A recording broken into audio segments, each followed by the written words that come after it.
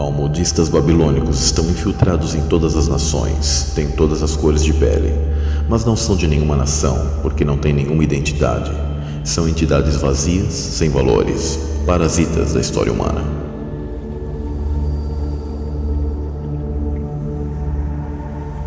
Fingem ser judeus, islâmicos, cristãos, nacionalistas, revolucionários, comunistas, socialistas, capitalistas, entre outros, mas não o são.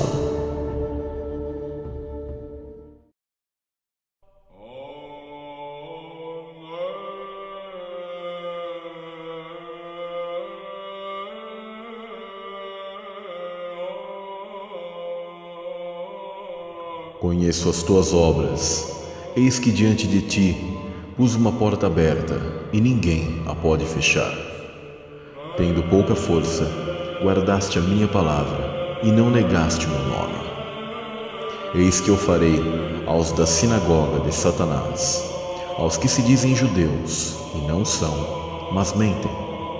Eis que eu farei que venham, e adorem prostrados a teus pés, e saibam que eu te amo.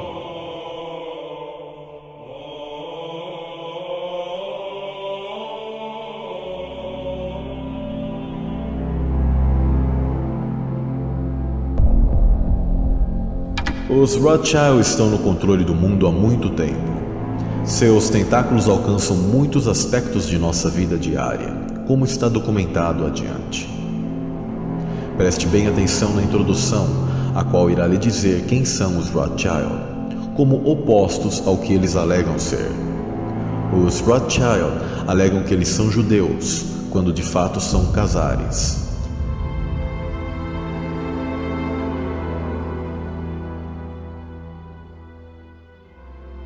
Eles vieram de uma região chamada Khazaria, a qual está nas terras ocupadas entre o Mar Cáspio e o Mar Negro, atualmente o local onde está a Geórgia. A razão dos Rothschild alegarem serem judeus é que os Khazares, debaixo das ordens do rei, converteram seu judaísmo no ano de 740 d.C.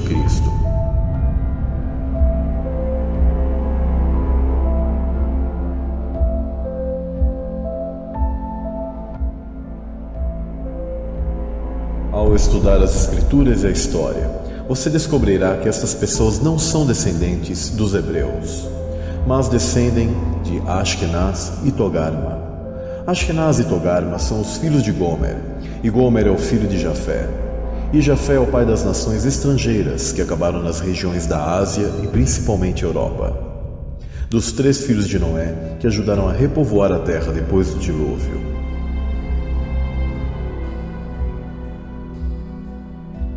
Em Apocalipse capítulo 2, verso 9, está escrito: Conheço as tuas obras e tribulação e pobreza, mas tu és rico. E a blasfêmia dos que se dizem judeus e não o são, mas são a sinagoga de Satanás.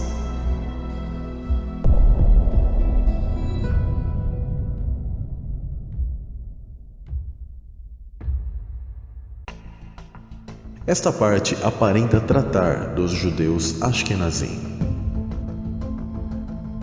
Mas, em realidade, a linhagem sanguínea mais nobre do mundo de hoje não é de ninguém menos que o líder dos judeus Ashkenazim no mundo inteiro, a família Rothschild.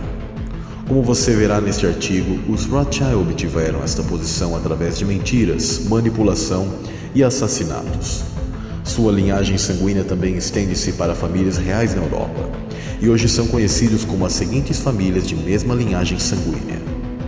Astor mudaram ao longo do tempo para Astoria, Bundy, Collins, DuPont, Freeman, Kennedy, Morgan, Oppenheimer, Rockefeller, Sassoon, Schiff, Taft, Van Dorn. Contudo, estas não são as únicas linhagens que deveríamos nos preocupar. Você provavelmente está ciente de muitas práticas antigas ao longo dos séculos, tomadas por judeus Ashkenazim, por meio das quais eles mudaram seus nomes, de maneira a parecerem parte da raça dominante do país que eles viveram. Então, como eles poderiam obter posições influentes naquele país, o qual eles deveriam então explorar para servir os seus reais mestres em toda parte? Há abundante evidência para provar que os Rothschild continuam na sua tradição do engano. Adicionalmente, os Rothschild são conhecidos por arregimentar muitas crianças secretamente, que eles poderiam colocar em posições de poder quando fosse requerido. Isto começou com o primeiro homem que levou o nome do Rothschild, quem teve um filho secreto. Finalmente, lembre que o mundo é um lugar de diversidade. Eu poderia mudar, se eu quisesse, meu nome para Rothschild, ou qualquer dos nomes listados acima, o que não faria de mim parte desta família, mais do que converter-se ao judaísmo em 740 d.C., o que fez deles todos judeus Ashkenazim. Por favor, não assuma automaticamente que alguém que você veja com o nome Rothschild um integrante de uma rede criminosa. Adicionalmente, muitos dos judeus Ashkenazim são inocentes dessa conspiração milenar e maligna e não fazem parte dessa rede. Cheque os fatos por você mesmo. Antes, este artigo e essa matéria é desenhada em informar as pessoas de quem é o inimigo, não uma única pessoa ou uma raça particular, com particulares sobrenomes. Vamos fazer uma viagem nos principais pontos da história dessa linhagem vinda da Casária.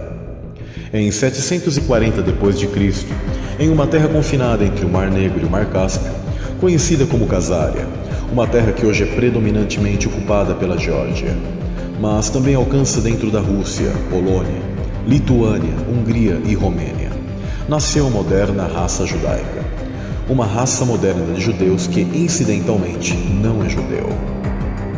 Como isso pode ser? O povo casariano era um povo vulnerável.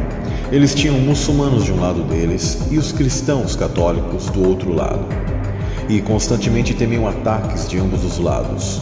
O povo da Casária não era de nenhuma das duas crenças. Ao invés disso, praticavam adoração a ídolos. O rei da Casária, rei Bulan, decidiu de modo a proteger eles mesmos contra o ataque. E o povo da Casária deveria converter-se a uma das crenças, mas qual? Se eles se convertessem ao islamismo, eles estariam sob o risco de ataque dos católicos, e vice-versa. Havia outra religião que era capaz de negociar com católicos e muçulmanos. Esta era a religião dos judeus. O rei Bulan decidiu que, se ele instruísse seu povo a converter-se ao judaísmo, ele poderia manter ambas felizes, desde que eram desejosos de negociar com os judeus, e assim ele fez. O rei Bulan estava certo. Ele viu seu país não conquistado, seu povo convertido ao judaísmo, e adotou os princípios do livro mais sagrado dos judeus, o Talmud. Mas havia muitas coisas ainda que o rei não viveria para ver. Ele não viveria para ver que sua nação convertida ao judaísmo representaria cerca de 90% de todos os judeus do planeta, e se denominam judeus Ashkenazim, quando na realidade eles não eram judeus, mas uma raça asiática de pessoas que se converteram à religião judaica, enquanto ainda falavam a língua da Casária, o Yiddish. Isto é totalmente diferente do hebreu. Ele não viveria para ver seu povo ter um descendente muito mais poderoso do que ele, quem nasceria cerca de 1000 anos depois na Alemanha, um homem chamado Bauer, de quem sairiam os ovos da dinastia Rothschild. Ele não viveria para ver essa dinastia usurpar a riqueza do mundo através de engano e intriga e ganhando o controle financeiro do mundo. Ele não viveria para ver seu povo reclamando uma terra natal para eles na Palestina, como sendo direito de nascimento, e assegurar a cada primeiro-ministro desde sua criação em 1948, um judeu Ashkenazim. Apesar do fato da verdadeira terra natal dos judeus Ashkenazim ser a Casária, que é situada a 1280 quilômetros de distância. Ele não viveria para ver seu povo cumprir a profecia bíblica como a sinagoga de Satanás.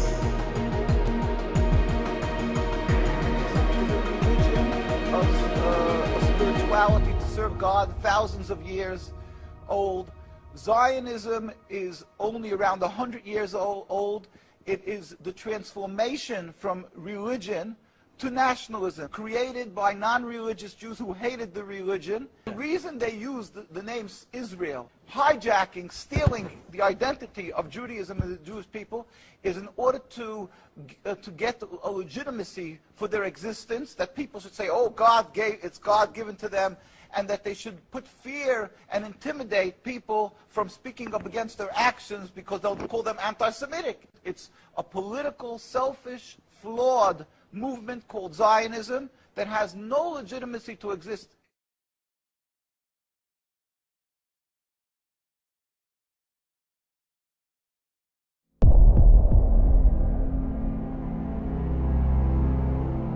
Esmirna, 1º de agosto de 1626.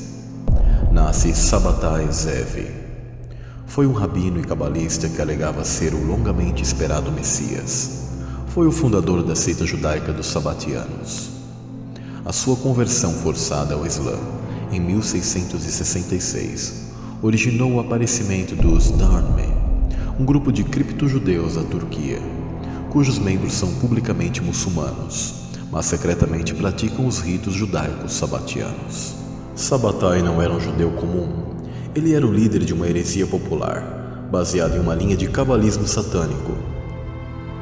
Com a adoção dessa estratégia camaleônica, esse culto satânico infiltrou-se e subvertendo a maioria dos governos e religiões, estabelecendo uma tirania invisível, sem atrair muito a atenção. Nas palavras do talentoso pesquisador Clifford Shack, através da infiltração, furtividade e astúcia, essa rede invisível veio governar-nos. 41 anos após a morte de Sabbatai Zevi, em 1717, eles se infiltraram nas guildas de alvenaria da Inglaterra, implantando maçonaria. Ele era o sucessor de Zevi, Jacob Frank. Jacob Frank teria tido um grande impacto na formação do núcleo interno da maçonaria, conhecido como Illuminati, em 1776. A alvenaria se tornaria a força escondida por trás de eventos como as revoluções americana, francesa e russa, e criações das Nações Unidas e de Israel, e 2 guerras mundiais, incluindo o Holocausto. Os assassinatos dos irmãos Kennedy, que juntamente com seu pai, tentaram anular os esforços da rede em solo americano. Os sabbatianos e franquistas são camaleões políticos e religiosos. Eles estão em todos os lugares onde há poder. Eles são ao mesmo tempo os bons e os maus. A Segunda Guerra Mundial foi um excelente exemplo. Líderes desde Franklin Roosevelt, Winston Churchill, até Mao Tse-tung são exemplos deles. Se o Sr. Shack diz a verdade, historiadores, educadores e jornalistas colaboram apoiando uma realidade falsa e nos distraindo da verdade. Nosso mundo, nossa percepção da experiência humana são moldados por uma sociedade secreta oculta.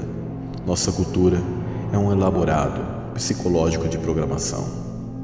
Obviamente, os sabbatianos e seus descendentes devem saturar nossa atenção. Em vez disso, eles estão escondidos à vista. Eles foram decisivos no chamado iluminismo, no secularismo e no modernismo, que são em suma pequenos passos em direção ao seu satanismo.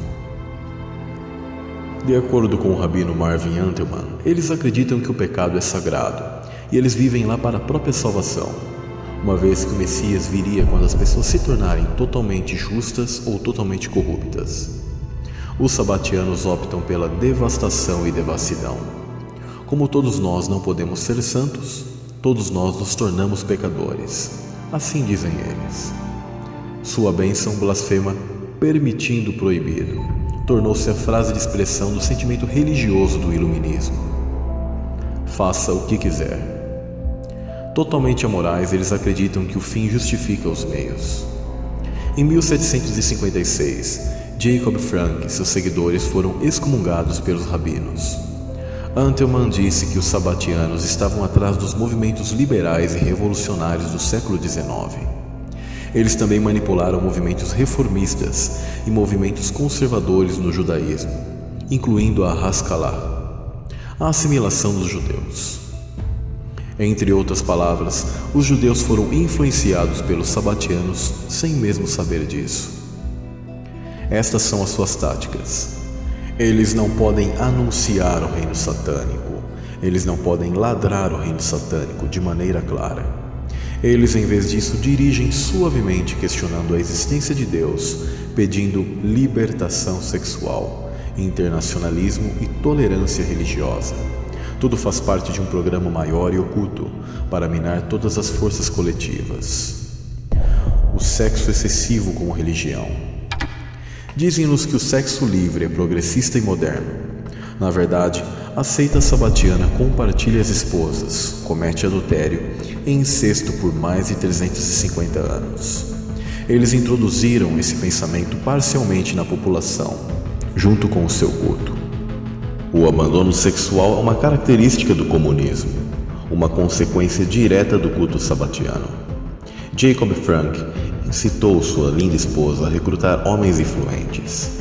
As mulheres, membros do Partido Comunista, foram usadas da mesma maneira. A influência da conspiração sabatiana é escondida à vista. Por exemplo, o termo Holocausto é usado sem considerar seu verdadeiro significado. O Rabino Antelman disse que muito antes da Segunda Guerra Mundial, o termo significava uma pira de ofertas. Isso é uma tipologia de sacrifício usado na religião judaica e grega. Antelman cita Bruno Bettelheim, que afirma: o Holocausto é o assassinato em massa mais cínico, brutal e horrível, um sacrilégio, uma profanação de Deus e do homem. Para que propósito o sacrifício foi feito? Obviamente, tem algo a ver com as práticas ocultas dos sabatianos, o antigo culto pagão a Baal. Entre essas práticas, nos seus templos, os altares são construídos nos altos dos morros sob árvores ou no teto das casas. Queimam incenso, sacrificam crianças, dançam em torno do altar. Caso suas preces não fossem atendidas, cortam-se até o sangue jorrar, de forma a conseguir a compaixão de Baal. Também dentro dessas práticas está a troca de casais, orgias, conhecidos como rituais de fertilidade. Sabatianos geralmente se casam apenas dentro de sua seita demoníaca, mas às vezes eles tomam membros ricos, e ricos dos chamados pagãos, para ser seus companheiros. A mãe do quarto do barão Rothschild, Jacob, não era judia, nem a esposa dele. A humanidade está no controle de um culto satânico vicioso, cujo poder é ilimitado. Mesmo quando suas tramas escuras são relatadas e denunciadas, eles ainda conseguem fazer todos acreditarem que é algo racista e de mau gosto acreditar em tudo isso. Eles distraem as pessoas com sexo e entretenimento ao construir seu estado político. A sociedade ocidental está moralmente falida. Esta elaborada rede controla políticas, informações e cultura. A inteligência foi corrompida, enquanto o público está distraído e vive no paraíso dos tolos. Os sionistas são peões dos sabatianos, que usaram o Holocausto para proteger a criação de Israel. Milhões de judeus foram sacrificados à força das trevas para criar uma pátria sabatiana.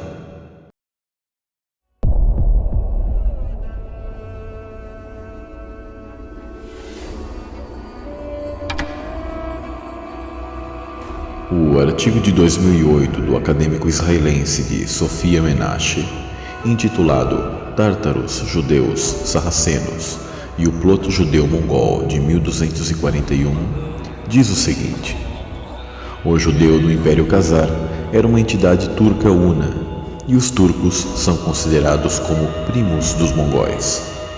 A antiga Khazária era de fato chamada de Khanate, entidade política governada por um Khan. É por isso que os derivados da palavra Khan, como a palavra King em inglês, é um sobrenome judeu comum, Kagan, Kaganovich, que os khazares e mongóis dispersos vingariam cooperativamente, escravizar os cristãos brancos da Europa eslava russa. Os khazares tinham seu maior poder sobre outras tribos no século VIII, controlando eslavos orientais, magiares, pechenegas, burtas, hunos caucasianos do norte e outras tribos, e exigindo o tributo deles. por causa de sua jurisdição sobre a área. O Mar Cáspio foi nomeado o Mar Khazar. Durante a Idade Média, em meio a uniões e conflitos com outros povos dessa região, os mongóis do Oriente e os russos do Norte conduziram os khazares ao Ocidente, aonde se instalaram principalmente na Polônia e também na Alemanha. Os khazares sempre viveram das guerras dos outros povos, sempre foram bárbaros e mercenários, e religiosamente sempre continuariam propagando sacrifício sanguinário e bruxaria, propagando guerras e destruição, saques e exploração. Ao mesmo tempo, com alianças políticas, fez com que os khazares estendessem seus domínios rapidamente. Os khazares foram os mercenários que o Império Bizantino usou para fazer frente ao Califado Omíada. Funcionou à perfeição no terreno militar, mas também no social. Nesta fraudulenta aliança da Europa cristã com os judeus Ashkenazim Khazares, se estende até os dias de hoje, mas sempre mantendo sua religião satânica às escondidas, assim como os criptojudeus fizeram na história, principalmente através da maçonaria. Cultos babilônicos muito antigos, e tem Salomão, entre outros, como figuras de suma importância.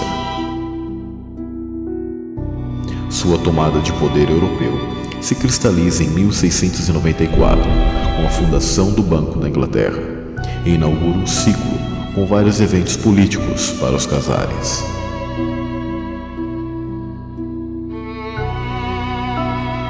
Eles atuavam de maneira estatal, como de diferentes reinos. Assim, uma dinastia de tesoureiros Ashkenazim se instalou na Alemanha, como os Bauer, conhecidos mais tarde como Rothschild, nos finais do século XVIII, como agentes de confiança dos principais príncipes da Europa.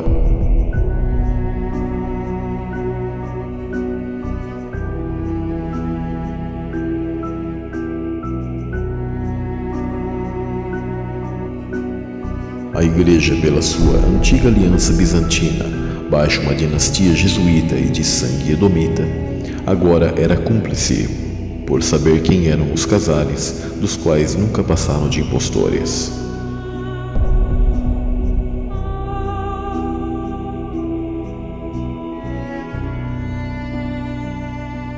Se inicia uma campanha de infiltração, que começaram nos movimentos maçônicos do estrategista político Adam Weishaupt.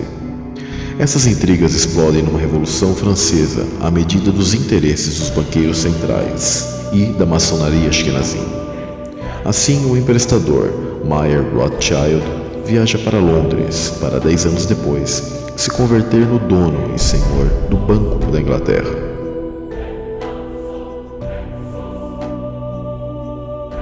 Jacob Rothschild se instala depois em Paris e faz essencialmente o mesmo com o Império Francês. Do outro lado do oceano se inicia uma guerra com o independente Estados Unidos, que culmina com a expansão do Império Rothschild por trás da fundação da Reserva Federal Norte-Americana. Durante o século XIX, o poder desses neo-judeus Ashkenazim da Khazaria havia conseguido crescer a limites que ninguém poderia ter imaginado. Mas esse era só a antessala da tomada de poder absoluto desenvolvida durante o século XX. O Ashkenazim Theodor Herzl elabora teorias que iam colocar em prática revoluções, guerras que ocorriam ao longo do século XX, e o regresso fraudulento de um povo que nunca esteve na Palestina. Este é um movimento conhecido por sionismo. Desde a instituição da Reserva Federal se funda a Sociedade das Nações, do qual deu lugar às Nações Unidas, a ONU. A Segunda Guerra Mundial é o catalisador do sionismo, do qual, ao fim da guerra, se cria o Estado de Israel da ONU. E divide o mundo em dois blocos que desenvolverão uma corrida armamentista com a desculpa por trás da Guerra Fria, na segunda metade do século XX.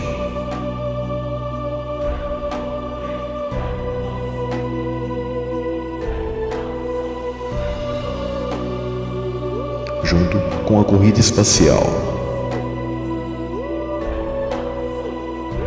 Então, duas forças irmãs, unidas racialmente e espiritualmente, governam o mundo em sua totalidade, baixo um regime tirano de controle bancário e militar. Duas forças perfeitamente identificáveis.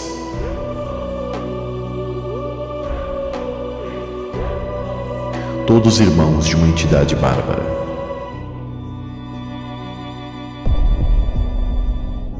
Um monstro bicéfalo, do qual seu objetivo é dividir para conquistar.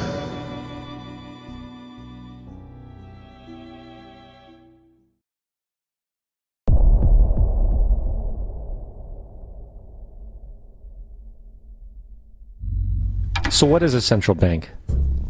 A central bank is an institution that produces the currency of an entire nation. Based on historical precedent, two specific powers are inherent in central banking practice: the control of interest rates and the control of the money supply, or inflation. The central bank does not simply supply a government's economy with money, it loans it to them at interest. Then, through the use of increasing and decreasing the supply of money, the central bank regulates the value of the currency being issued. It is critical to understand that the entire structure of this system can only produce one thing in the long run: debt. It doesn't take a lot of ingenuity to figure this scam out. For every single dollar produced by the central bank is loaned at interest. That means every single dollar produced is actually the dollar plus a certain percent of debt based on that dollar. And since the central bank has the monopoly over the production of the currency for the entire country, and they loan each dollar out with immediate debt attached to it, where does the money to pay for the debt come from? It can only come from the central bank again, which means the central bank has to perpetually increase its money supply to temporarily cover the outstanding debt created, which in turn, since that new money is loaned out at interest as well, creates even more debt. The end result of this system without fail is slavery, for it is impossible for the government and thus the public to ever come out of the self-generating debt.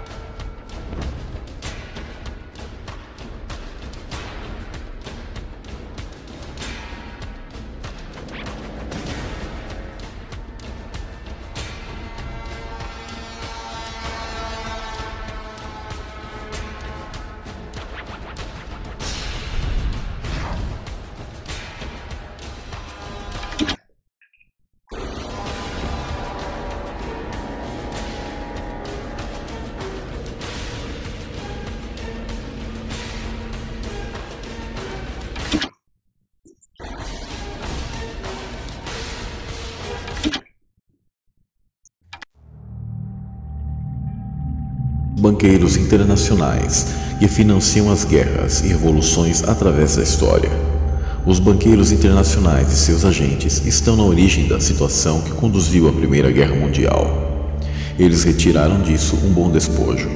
Eles financiaram a Revolução Russa e obtiveram o controle desse grande país. Eles manipularam os acontecimentos na Europa pós-guerra, de forma a provocar uma situação segundo as próprias palavras de Edward Stanton, que os levou financeiramente falando ao sétimo céu.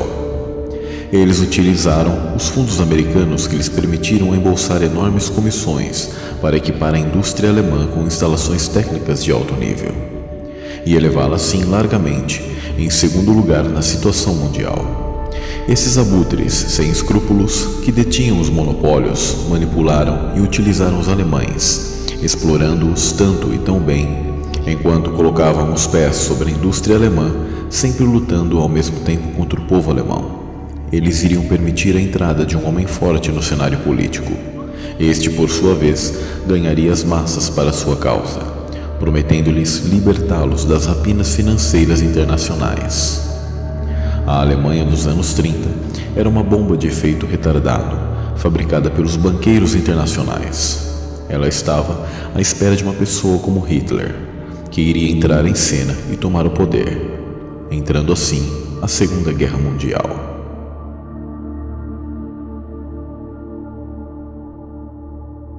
O que fez as Nações Unidas em 1948 foi sem dúvida tomar o seu primeiro ato oficial, cometendo uma violação da sua carta na desapropriação de mais de 4 milhões de palestinos, para o propósito de criar uma nação de um povo que não tinha ancestrais ou direito atual e legal, o que quer que seja para a terra. Este é o verdadeiro motivo para que o establishment sionista não queira uma revisão sobre os fatos ocorridos nas duas guerras mundiais. Querem impedir que a verdade sobre o sionismo seja revelada e seus integrantes capturados. Sem os esforços sionistas judaicos, o Reich nazista não teria perseguido judeus, presenciando o genocídio palestino. Os sionistas não só lucraram com a expulsão e migração de judeus, como ficaram na história conhecidos como as vítimas do nazismo. Vemos que a verdade é totalmente o oposto, sempre foram sócios do nazismo. O símbolo Rothschild, criado décadas antes, passou a ser exibido entre os sionistas em 1935 em Nuremberg, muito antes da fundação de Israel e a oficialização deste símbolo. Judeus Ashkenazim, que não eram sionistas, foram perseguidos e punidos, mesmo sem participar do plano de invasão da Palestina financiado pelos Rothschild. Não devemos esquecer que Lord Balfour presenteou a Palestina a Lord Rothschild em 1917, e o que ficou conhecido como Declaração de Balfour, ou seja, Lord Rothschild, que já controlava o Império Britânico, se presenteia à Palestina através de uma declaração emitida por um funcionário do próprio Império.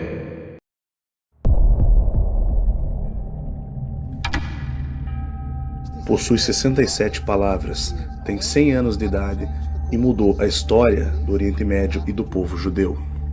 A Declaração de Balfour, a expressão do governo britânico em apoio a um lar judeu na Palestina, foi enviada pelo ministro britânico do exterior, Arthur Balfour, a Lord Rothschild II. Estou aqui para falar com Lord Rothschild IV sobre a Declaração Balfour e o que significa para a Grã-Bretanha, o povo judeu e a família Rothschild.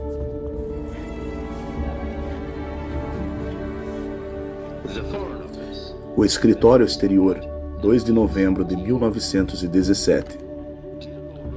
Caro Lord Rothschild, tenho o grande prazer de endereçar a Vossa Senhoria, em nome do governo de Sua Majestade, a seguinte declaração de simpatia quanto às aspirações sionistas, declaração submetida ao gabinete e por ele aprovada. É possivelmente a carta mais famosa na história moderna judaica e começa com 3 palavras: estimado Lord Rothschild. Por que essa carta foi enviada pelo secretário do exterior ao seu tio Walter? É uma pergunta interessante, porque ele se interessou pelo sionismo. E creio que foi por essa razão. Foi primeiramente um movimento do leste europeu, mas eles nunca deixaram claro quem estava encarregado do movimento. E também ocorria na Grã-Bretanha, e eles sentiram que a família Rothschild era quem eles deveriam endereçar a carta. E Walter era o Lord Rothschild e era um sionista. E essas foram as principais razões. E assim que Walter recebeu a Declaração de Balfour, e eu tenho uma cópia aqui, pergunto se pode lê-la para nós. Sim, é claro. Deixe-me pôr as minhas lentes para lê-la de forma adequada. O governo de Sua Majestade encara favoravelmente o estabelecimento na Palestina de um lar nacional para o povo judeu e empregará todos os seus esforços no sentido de facilitar a realização desse objetivo, entendendo-se claramente que nada será feito que possa atentar contra os direitos civis e religiosos das coletividades não judaicas existentes na Palestina, nem contra os direitos e o estatuto político de que gozam os judeus em qualquer outro país. Desde já, declaro-me extremamente grato a Vossa Senhoria pela gentileza de encaminhar esta declaração ao conhecimento da Federação Sionista. Arthur James Balfour.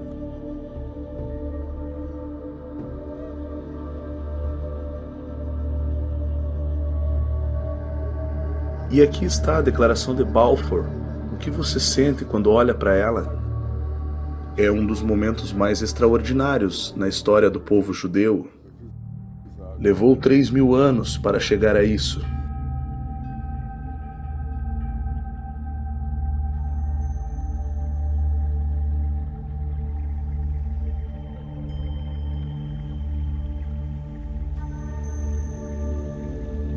A família Rothschild, desde então, tem realizado 2 papéis, porque não foi apenas liderar a diáspora judaica.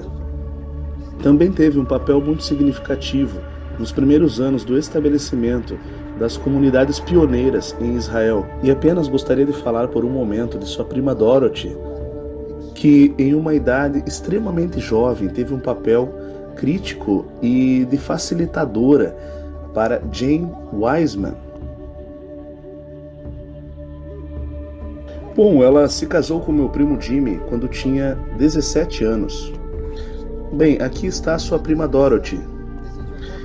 E desde sua adolescência, ela apoiou bastante a Israel. Sim, apoiou muito. Ela adorava seu marido, que estava comprometido com a causa. E foi por causa dele que ela se interessou, e quando o fez, fez com muita paixão. E depois de sua morte, ela se interessou ainda mais. Ela só queria levar a cabo os desejos dele.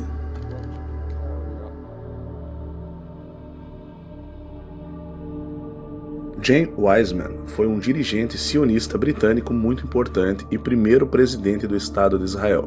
E você pode ver as cartas dela a Wiseman e de Wiseman a ela, quando ela tinha apenas 17 anos. E o que ela fez foi crucial e importante. Conectou Wiseman com a elite britânica. Eu acho que ela também o treinou em como lidar com eles, diz o entrevistador. Sim, ela disse a Wiseman como ingressar na elite britânica.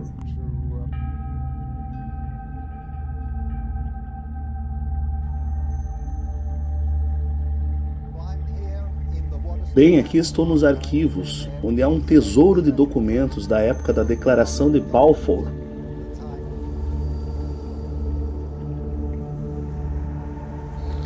Nós temos a correspondência entre a jovem Dorothy e seu esposo James. Aqui temos cartas descrevendo seus acordos com líderes sionistas, seus conselhos e sugestões a respeito das conferências do movimento sionista. E aqui temos uma carta da jovem Dorothy enviada ao Dr.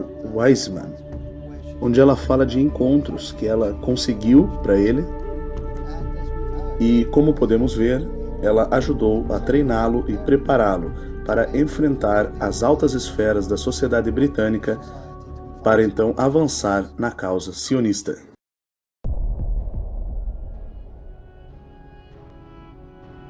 A Alemanha elaborava um plano para eliminar o fronte oriental e retirar a Rússia da guerra. 3 dias depois de a América entrar na guerra, os alemães carregaram sua arma secreta em um trem pesadamente guarnecido com destino à Rússia. Era uma arma que prometia destruir seus inimigos de dentro para fora.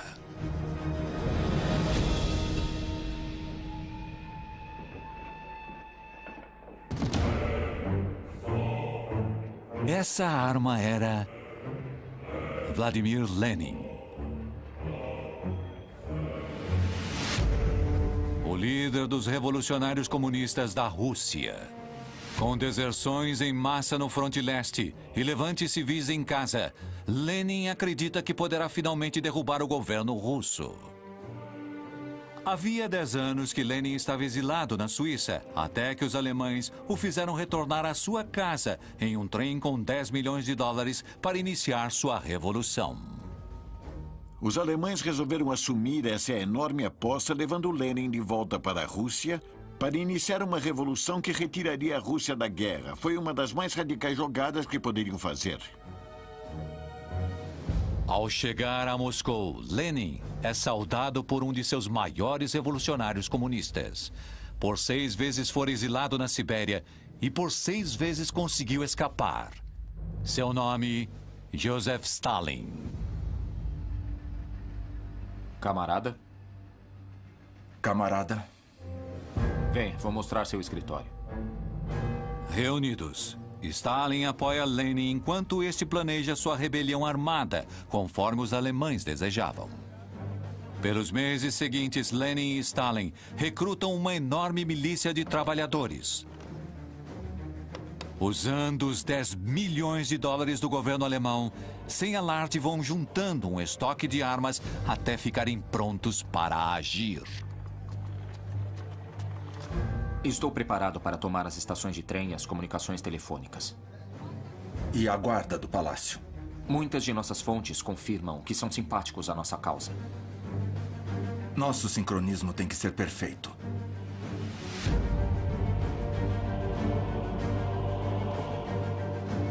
Em 7 de novembro de 1917, o comunismo toma o Palácio de Inverno.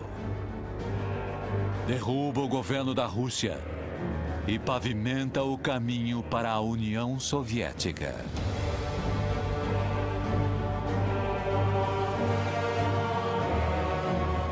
Isso é só o começo, camarada.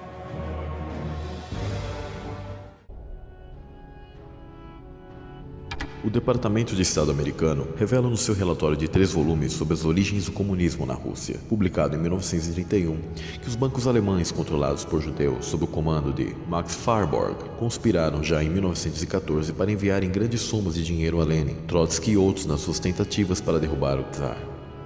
Como parte dessa conspiração, Jacob Schiff, presidente da casa bancária judaica Kuhn Loeb, em Nova York, investiu ao menos 20 milhões de dólares, o que seria cerca de 1.000 milhões de dólares para estabelecer o bolchevismo na Rússia. No seu artigo sobre socialismo, a Enciclopédia Judaica, publicada em 1905, admite abertamente que os judeus na Rússia estavam prontos para a revolução. Na Rússia, o socialismo, tinha se tornado um movimento das massas judaicas. Uma edição subsequente da Enciclopédia Judaica nos diz que o movimento e a ideologia comunista desempenharam um papel importante na vida dos judeus, principalmente nas décadas de 1920 e 1930, e durante e depois da Segunda Guerra Mundial. De fato, a Judaica apresenta uma lista exaustiva dos líderes judeus mais poderosos do bolchevismo. Entre eles, Trotsky, Sverdlov, Zinoviev, Kamenev, Levitnov, Kaganovich e muitos outros. A Judaica também nos diz quantos judeus enchiam as fileiras comunistas. Diz que o antissemitismo empurrou a maior parte dos jovens judeus russos para as fileiras do regime bolchevista. Quando os patriotas russos do Exército Branco tentaram heroicamente recuperar a liberdade que haviam perdido para os judeus, a Judaica diz que massas compactas de judeus foram usadas pelos bolchevistas para suprimir essa contra-revolução. Judeus e russos nativos enfrentavam-se num combate mortal pelo destino da Rússia.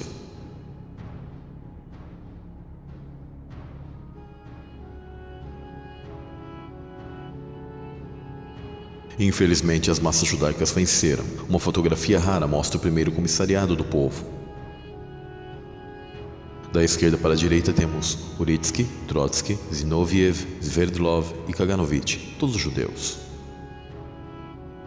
Em 1918, os serviços de inteligência das potências ocidentais estavam a fervilhar com informações de que o comunismo era uma conspiração internacional fomentada por judeus ateus. Informações secretas inglesas, holandesas, americanas e outras confirmavam que os judeus engrossavam as fileiras bolchevistas e que até cerca de 75% de todos os comissários soviéticos eram judeus. No jornal inglês Illustrated Sunday Herald, de 8 de fevereiro de 1920, Sir Winston Churchill disse o seguinte: não é preciso exagerar o papel desempenhado na criação do bolchevismo por esses judeus internacionais, na maior parte ateus. Esse papel é sem dúvida muito grande. Embora muitos dos líderes judeus do bolchevismo tenham morrido durante as purgas de Stalin no final dos anos 30, nada mais nada menos que Nikita Khrushchev nos dá uma visão reveladora de quantos judeus ainda estavam no governo soviético. Falando para uma delegação de socialistas franceses, Khrushchev admitiu em 1956 que o governo encontrou em alguns dos seus departamentos uma grande concentração de judeus, mais de 50% dos funcionários. Como o comunismo tem sido historicamente sobrecarregado de judeus, a política soviética de suposto antissemitismo muito protestada pelos judeus no Ocidente pode muito bem ser um estratagema para desviar a atenção do mundo do passado judeu do comunismo. Embora nos últimos 30 anos a maioria dos judeus tenha sido de fato retirada de posições de alto relevo na hierarquia soviética, os judeus ainda continuam altamente favorecidos quando se trata de emigrar para o Ocidente próspero.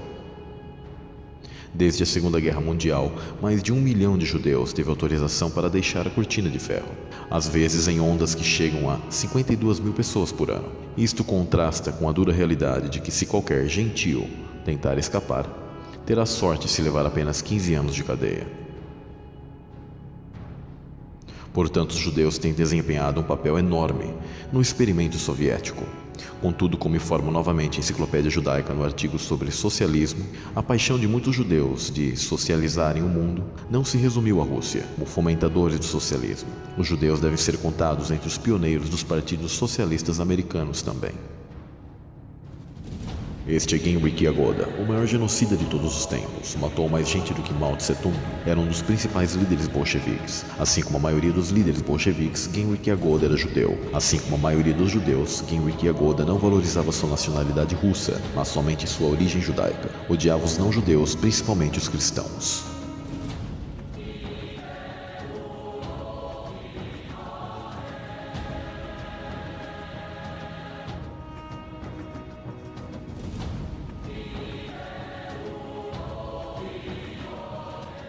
A pessoa deve entender que os líderes dos bolcheviques que conseguiram o poder na Rússia não eram russos. Odiavam os russos, odiavam os cristãos. Impulsionados pelo ódio étnico, torturaram e assassinaram a milhões de russos sem nenhum remordimento humano. Não é exagero. O bolchevismo cometeu a maior carnificina humana de todos os tempos. O feito de que a maioria permaneça ignorante e desinteressada em frente a este crime enorme é prova de que os meios mundiais estão nas mãos dos seus próprios autores.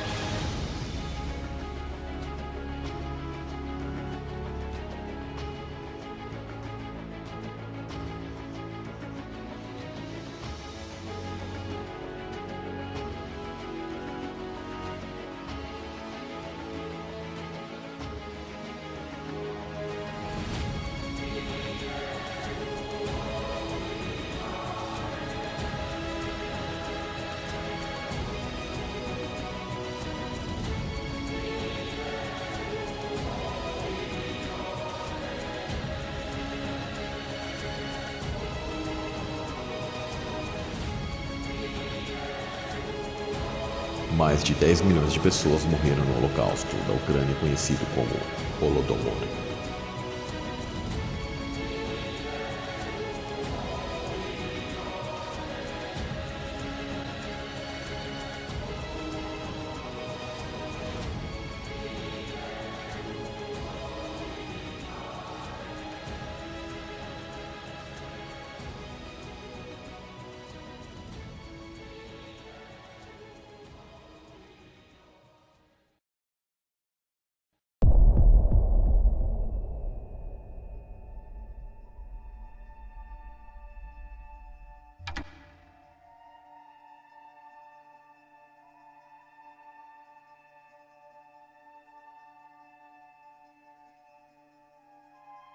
Kurt Tuchler, executivo da Federação Sionista da Alemanha, encarregado de articular com os nazis a difusão da propaganda favorável às ideias sionistas de colonização alemã-judaica na Palestina. Leopold von Mildenstein, oficial da SS, expert na chamada questão judaica, a pedido de Kurt Tuchler, elabora conteúdo sionista para influenciar a opinião pública a favor do projeto de colonização na Palestina. Um nazi na Palestina se chama o artigo que publica no diário nazi Der Angriff, fundado por Joseph Goebbels, ministro de propaganda da Alemanha nazista. Joseph Goebbels difunde no seu diário Der Angriff a experiência de Leopold von Mildenstein na Palestina, uma viagem que realiza junto a Kurt Tuchler para simbolizar o apoio do governo nazi à migração alemã judaica ao Oriente Médio para a formação de Israel.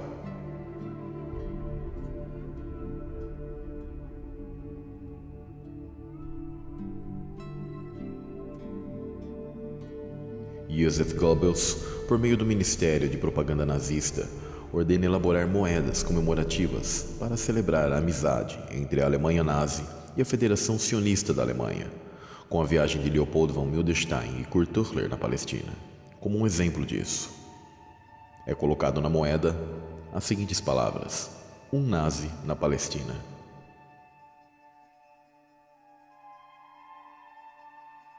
A viagem de um nazi à Palestina busca influenciar a opinião pública alemã para desenvolver um plano que, economicamente, não lhe é favorável: a saída de capital alemão para a formação de uma Palestina sionista. Este plano se denomina Acordo de Havaha, que significa transferência, que se assina no dia 25 de agosto de 1933. O Acordo de Havaha permite o avanço da migração e envio de capital, mais significativo e forte que houve na história da colonização sionista na Palestina, justamente por alemães e pelo Partido Nazista.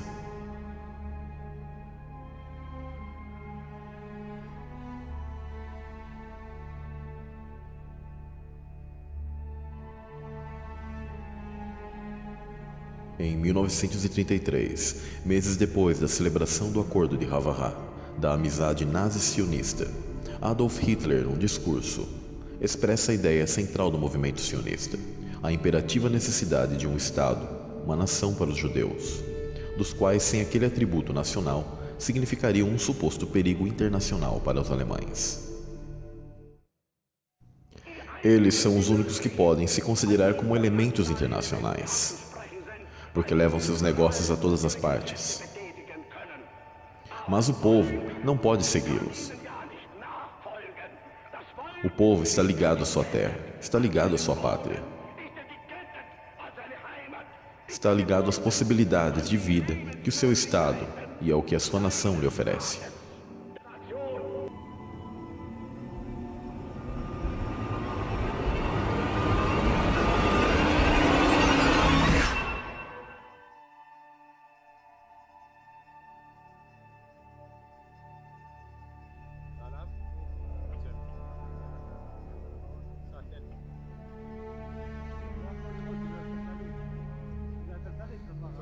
מימוני, בוא לפה, בוא לפה, בוא לפה, בוא לפה. איך הוא מתכופף תמיד בדיוק שלו?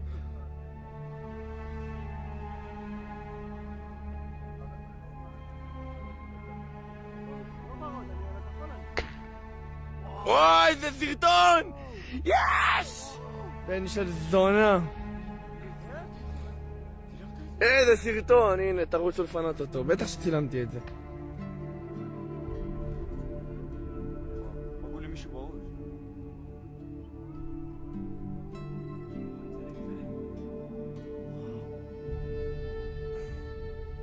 איזה סרטון אגדה. אף בעמים, הרגל כזה.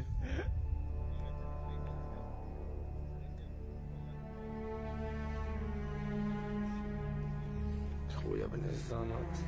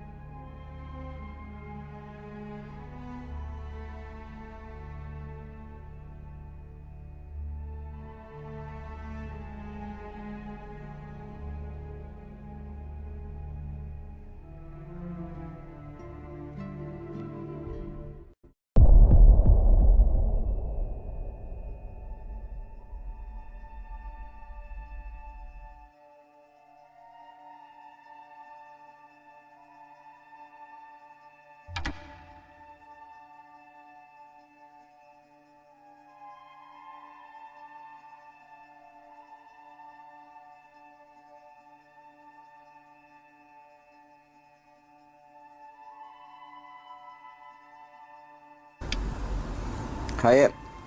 Here's 10 newspapers where these Jews are pushing this 6 million figure between the years of 1915 and 1938. The first newspaper is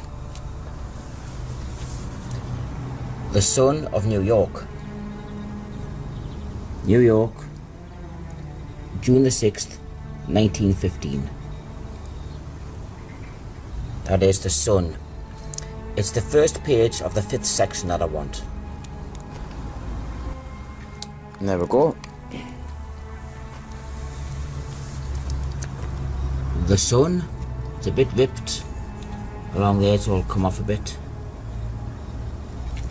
The 5th section is the front page. And the article is called Horrors Worse than Kishinev, Charged Against Russia Today. And there's the big article. Takes up most of the page.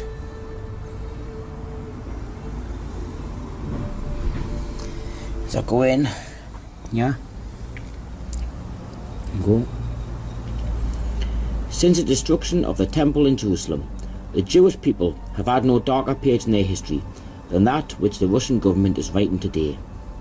6 million Jews, one half of the Jewish people throughout the world, are being persecuted, hounded, humiliated, tortured, starved. Thousands of them have been slaughtered. Hundreds of thousands of Jews, old men, women and children, are being driven mercilessly from town to town. There it is, people. 6 million Jews. One half of the Jewish people throughout the world are being persecuted, hounded, humiliated, tortured and starved. As I go along here, support here as well. Dear brethren, have mercy on the 6 million Jews in Russia and take our part. Again, 6 million Jews in Russia. 6 million. This is in an article entitled Horrors Worse than Kishinev, Charged Against Russia Today. That's in the Sun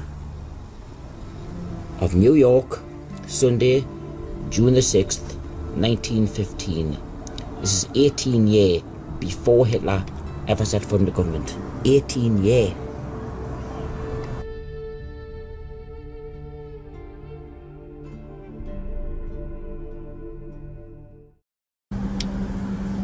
This is the next newspaper. This is New York Times again. It's from 1918. There it is, the New York Times. October the 18th, 1918.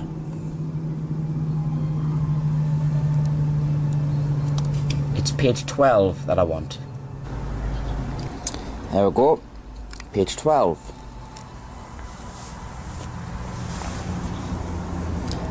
Page 12.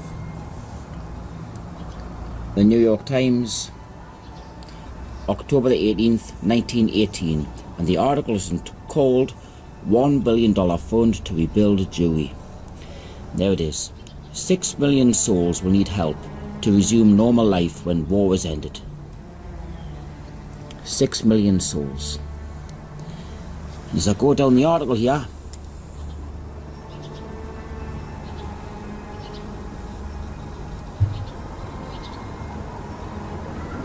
there's again, 6 million Jews need help. 6 million. 6 million Jews need help.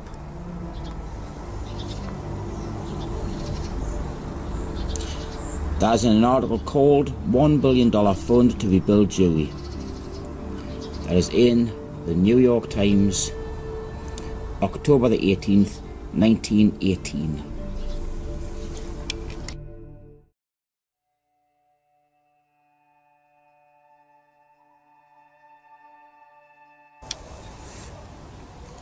Here's the next newspaper. This is New York Times again.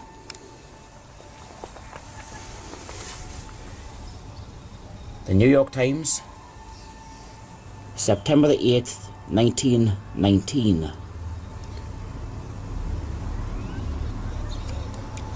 It's page 6 that I want. There we go. Page 6. Page 6. The New York Times, September the 8th, 1919, and the article is called Ukrainian Jews Aim to Stop Pogroms.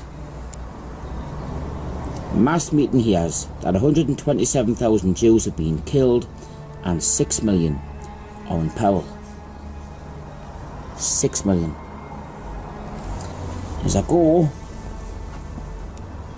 down the article,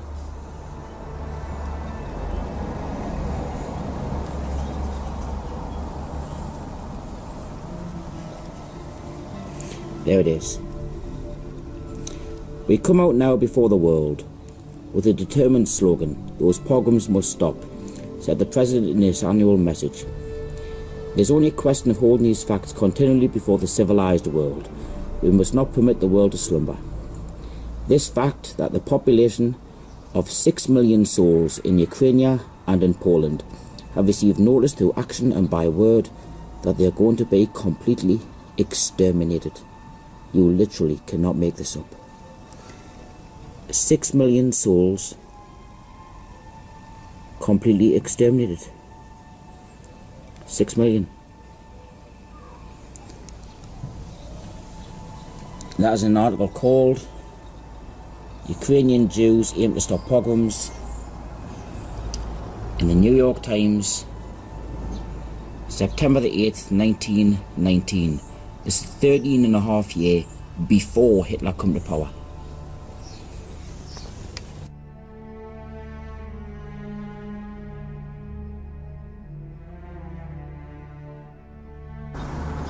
This is the next newspaper. This is the New York Times again. The New York Times, the date, November the 12th, 1919.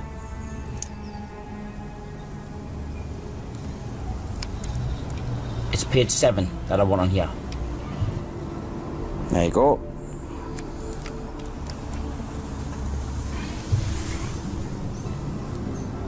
Page 7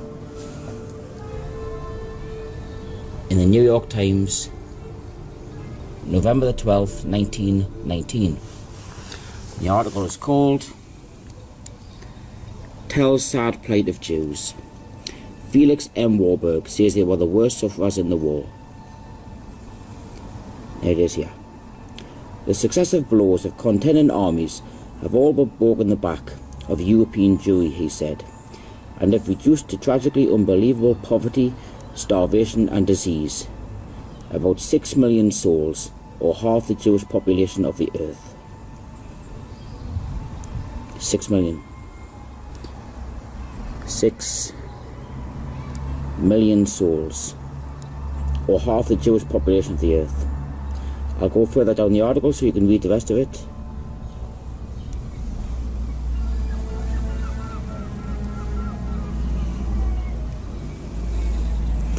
There is again, people. Unbelievable poverty, starvation and disease. About 6 million souls, or half the Jewish population of the earth. In an article entitled, Tell Sad Plight of Jews, in the New York Times, November the 12th, 1919.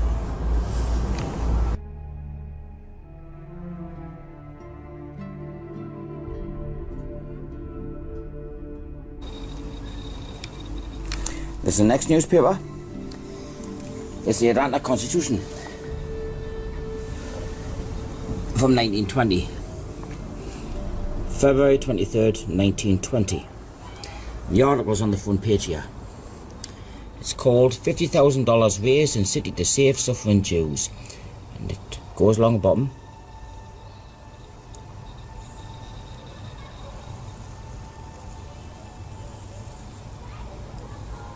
Continued on page 3, column 4. So I'll go to page 3. There we go.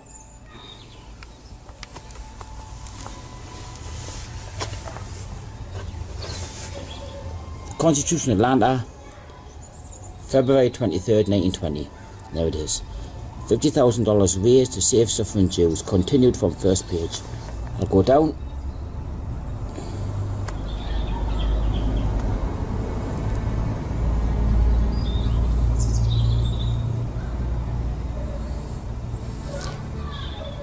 He called upon the Atlanta Jews to arise to the occasion and to contribute to the emergency fund in order that the lives of 6 millions of Jewish people may be saved. 6 millions of Jewish people may be saved. I'll go further down. Rabbi Mark speaks. Rabbi Marks made an eloquent plea for generous responses to the call of the representatives of the Jewish Relief Fund.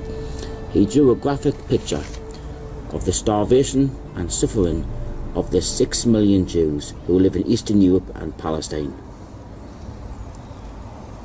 6 million Jews. Thousands upon thousands of our people have died of starvation and pestilence, and thousands more will die, he said. There it is, people.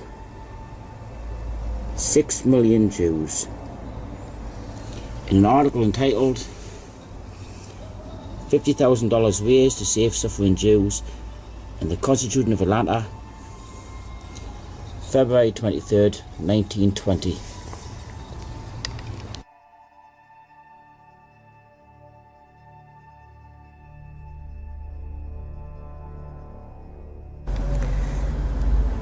This is the next newspaper. This is the New York Times. This is from 1920. There we go. The New York Times. The date, Friday, May the 7th, 1920. It's page 11 that I want. There we go. Page 11.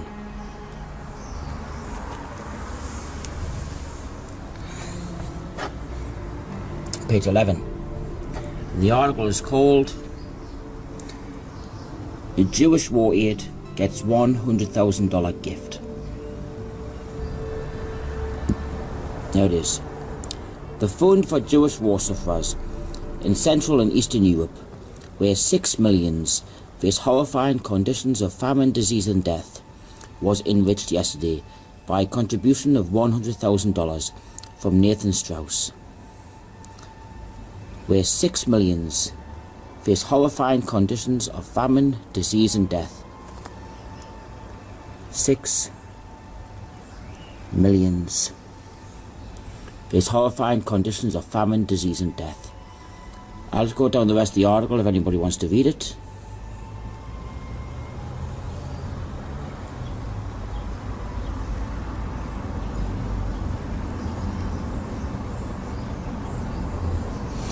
There's an article called Jewish War Aid Gets $100,000 Gift in the New York Times, Friday, May the 7th, 1920.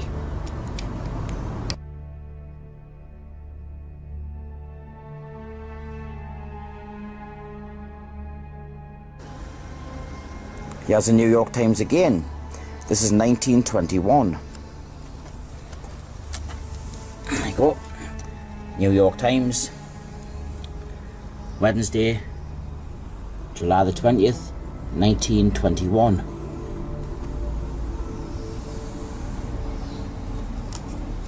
It's page 2 that I want. There we go. Page 2.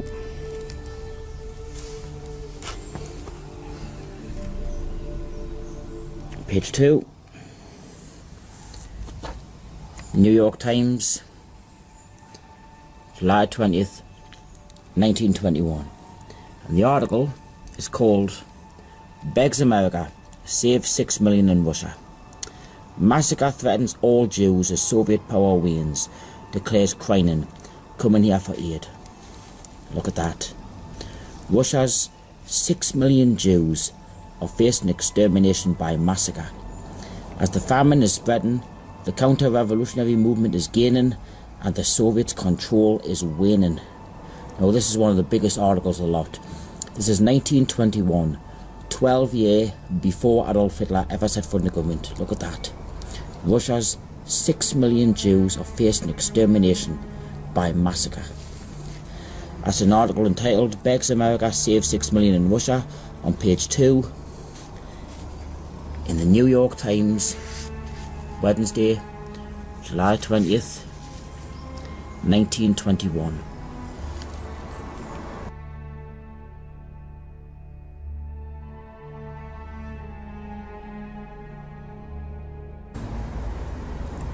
This is the Gazette of Montreal. This is 1931. The Gazette, Montreal, Tuesday, December the 29th, 1931. This is over a year before Hitler come to power. The Gazette, it's page 6 that I want. There we go. Page 6. Page 6. The Gazette, Montreal, December the 29th, 1931. And the article pretty much speaks up for itself. 6 million Jews face starvation. 6 million. Bad conditions in southeastern Europe reported by Rabbi Wise. Fears crisis at hand. 6 million Jews in Eastern Europe face starvation, and even worse during the coming winter. 6 million Jews. I'll give you a look at the rest of the article.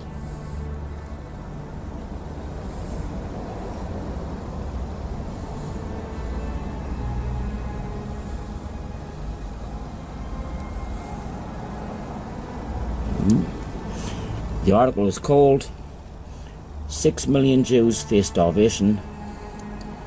The Gazette of Montreal, December the 29th, 1931. 1.5 years before Adolf Hitler ever set foot in the government.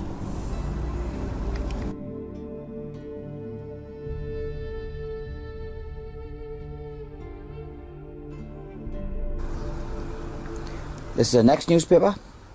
This is the New York Times again. There we go. New York Times. But this is dated 1936. Sunday, May the 31st, 1936. This does not say the 6 million Jews, but it does say Holocaust. New York Times. It's page 14 that I want. There we go.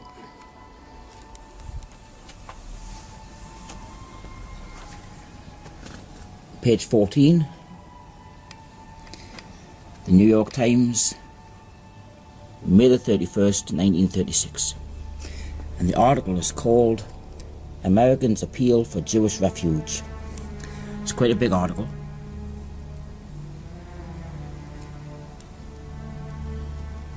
But it's along here. Yeah. The petition, in expressing the opinion of enlightened Christian leadership in the United States favouring a larger Jewish immigration into Palestine, stressed the intolerable sufferings of the millions of Jews in the European Holocaust. The European Holocaust in 1936, before the Second World War even started. You go up here, there it is again. Great Britain has it within her power to throw open the gates of Palestine and let in the victimised and persecuted Jews escaping from the European Holocaust. The European Holocaust in 1936, 3.5 years before the Second World War ever even started. That's in an article entitled Americans Appeal for Jewish Refuge, The New York Times, May the 31st, 1936.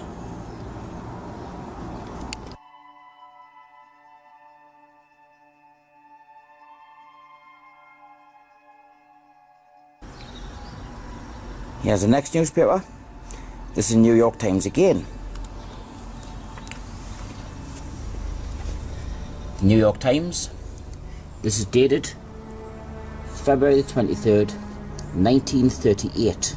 This is before the Second World War started. About a year and a half. The New York Times. This is page 23 that I want. There you go.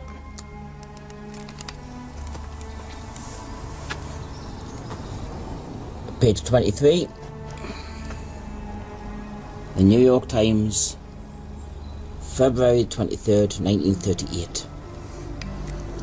And the article is called Jewish Teachers Chided by Isaacs. I'll go along the bottom.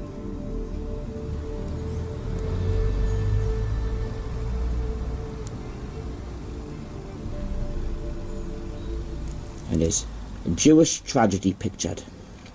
A depressing picture of 6 million Jews in Central Europe deprived of protection or economical opportunities, slowly dying of starvation, all hope gone, was presented to the teachers by Jacob Tarshis. The Jewish tragedy started when Hitler came into power in 1933. There it is again, people. 6 million Jews in Central Europe, slowly dying of starvation. 6 million. This is in 1938. Jewish teachers chided by Isaacs. New York Times, February 23rd, 1938. A year and a half before the Second World War even started.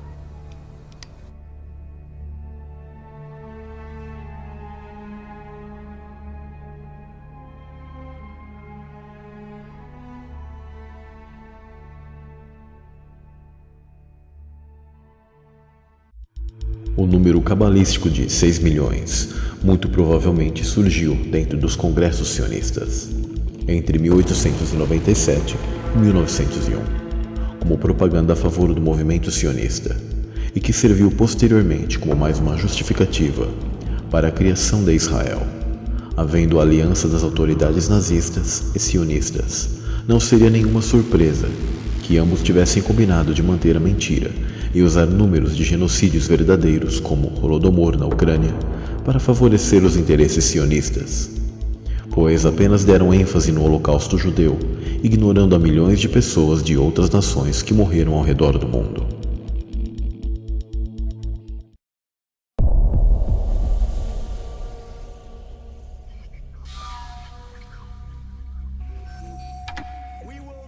Eu vou transferir a embaixada americana para a eterna capital do povo judeu, Jerusalém. Não. Eu estava concordando com ele até ele dizer eterna capital do povo judeu. O presidente Trump tem o direito de realizar qualquer política externa que ele quiser. Se ele sente que Miami Beach é a melhor opção para ser reconhecida como capital de Israel, essa é a sua função e ele pode fazê-lo. Mas quando ele começa a falar sobre o povo judeu, ele agora está invadindo o tema religião, e este é o meu domínio. Não há absolutamente nenhuma relação política entre o povo judeu e Jerusalém. É meramente uma cidade sagrada. O povo judeu não tem uma capital. Nós nunca tivemos uma capital. Países têm capitais, estados têm capitais. Esta é a definição de uma capital. Capital, no dicionário, a cidade mais importante de um país ou região. Agora, o povo judeu não é um país ou região, e sim uma comunidade religiosa. Nós rezamos voltados para Jerusalém, mas nos relacionamos com ela somente como uma cidade sagrada, e não como uma capital política do povo judeu. E todas aquelas ligações que temos com Jerusalém e os anseios que os judeus têm por Jerusalém são somente por uma cidade sagrada, não como uma capital. E por ser uma cidade sagrada, não importa quem tem soberania sobre ela. Jerusalém é tão sagrada e tão Jerusalém, mesmo se estiver sob os auspícios dos turcos, ou dos romanos, ou dos britânicos, ou quem quer que seja. É importante saber que os sionistas foram aqueles que começaram esse negócio de a capital do povo judeu. É uma ideia que conflita diretamente com os ensinamentos do judaísmo. No Monte Sinai, no deserto, diz a Torá, a Bíblia, fala sobre nós, que foi aí que nos tornamos um povo. O povo judeu não é um povo por causa de uma terra, não somos um povo por causa de um idioma, não somos um povo por causa de uma cultura. Nós somos uma religião, e quando fomos deputados na religião, quando aceitamos ela dada a nós por Deus, foi aí que nos tornamos o povo judeu. Não tínhamos terra, não tínhamos território, não tínhamos capital. E de fato, nossos comentaristas dizem que a razão pela qual Deus deu aos judeus a Torá no deserto, antes deles irem para a Terra Santa, foi para que aprendessem que as terras e países não têm nenhuma relação com a sua legitimidade judia. Sua legitimidade é ligada à sua aceitação da religião. Há alguns anos o Papa foi visitar Netanyahu, e Netanyahu começou a se gabar para o Papa que foi aqui que Jesus viveu, nessa terra, e que ele falava hebraico aqui. E então o Papa o corrigiu. O Papa disse, não, aramaico. E o Papa estava certo. Netanyahu disse, sim, mas ele entendia hebraico. Bem, então, talvez ele entendesse, mas o hebraico jamais foi a língua nacional do povo judeu. Era uma língua sagrada, tal como a terra de Israel era uma terra sagrada. E a propósito, se você ver o vídeo e não souber qual das duas pessoas falando é Netanyahu ou o Papa é aquele que está usando o kippá. Até mesmo se fôssemos fingir que o povo judeu tem uma capital, isso não tem nada a ver que Jerusalém deve ser a capital de Israel. Pois Israel não é o povo judeu. Israel não tem nada a ver com a comunidade judaica. É um país criado em 1948. Quando você ouve os israelenses ou os sionistas falarem sobre como Jerusalém tem uma conexão com o povo judeu por 2, 3 ou 4 mil anos, bem, isso tudo é verdade, mas isso não se traduz em, bem, então Jerusalém tem que fazer parte de Israel.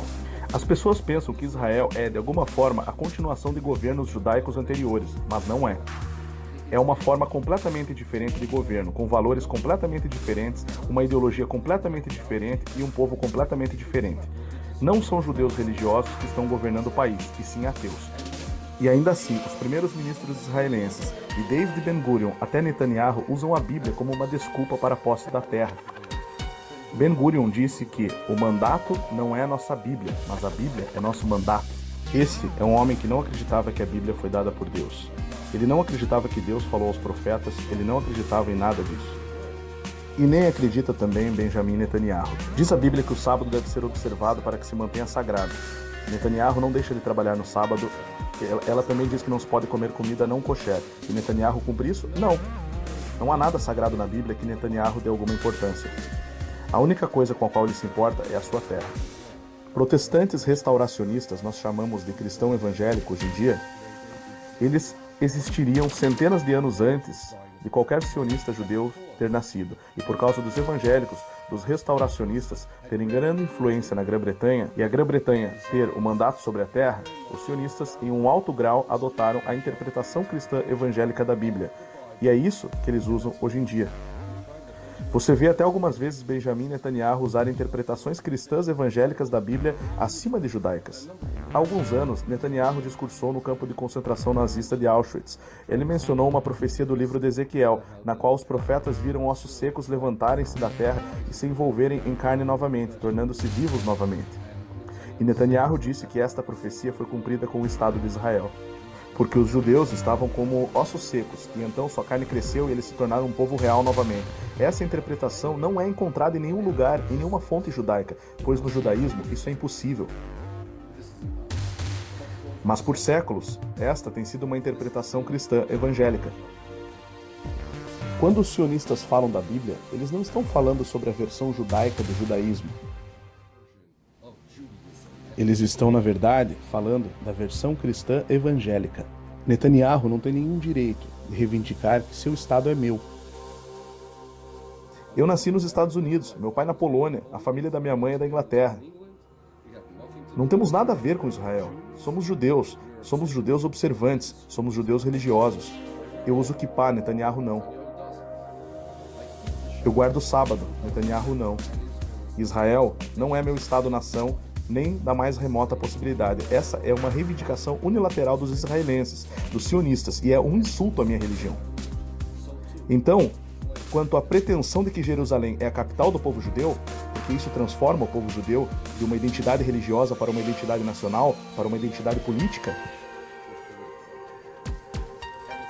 e é um insulto à minha religião, quando Netanyahu diz por Jerusalém ser tão conectada com o povo judeu, então deve fazer parte do Estado de Israel. A santidade de Jerusalém, o valor de Jerusalém para o povo judeu não tem nada a ver com quem a possui. E certamente não há razão alguma para Jerusalém fazer parte do Estado de Israel.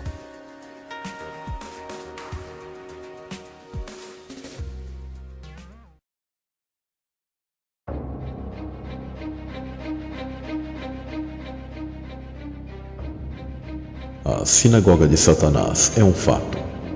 A conversão em massa de Casares Ashkenazim também é um fato, assim como o respeitado rabino Yehuda Halev mencionou em sua obra O Livro do Casar, sobre a conversão desse povo ao judaísmo.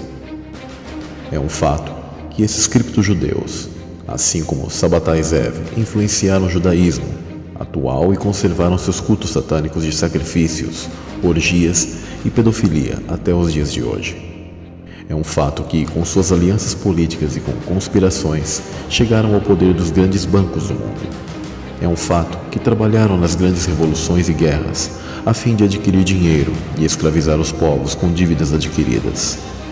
É um fato que ganharam dinheiro em suas empresas com as guerras, não importando de que lado estavam. É um fato que esses falsos judeus estiveram por trás do bolchevismo e suas consequências como o Holodomor e guerras. É um fato que os sionistas trabalharam juntos para construir o falso Estado de Israel e o holocausto nazista.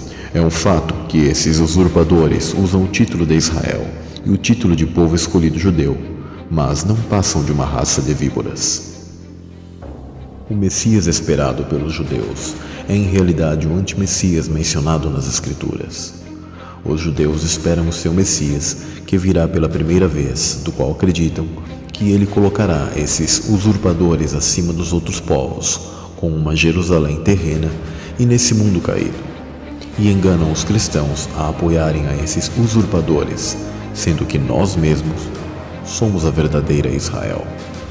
Israel é espiritual e transcendente, e não um pedaço de terra no Oriente Médio, assim como a Babilônia nas Escrituras. Se trata do povo maligno, e não de um país da Mesopotâmia apenas. Quem despertar não será enganado pela operação do erro daqueles que se dizem iluminados, pois está escrito: não há judeu, nem grego, escravo ou livre, homem ou mulher, porque todos vós sois um em Cristo Jesus. E se sois de Cristo, então sois descendência de Abraão e plenos herdeiros de acordo com a promessa.